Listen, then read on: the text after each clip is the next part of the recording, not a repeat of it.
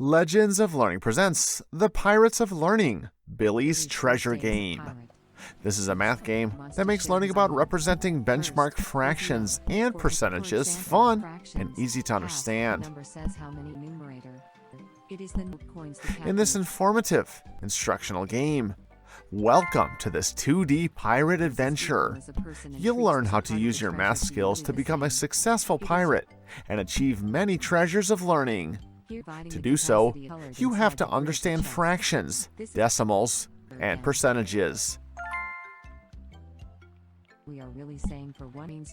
Help Billy, a young pirate, find as many treasures as he can to fill his treasure trunk.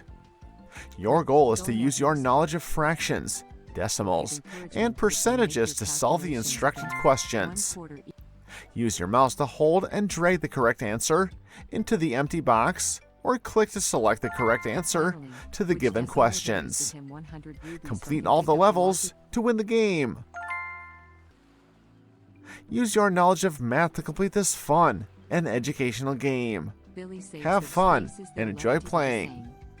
After 3 months of adventures in this, hope to see you next time with a new adventure and a new treasure.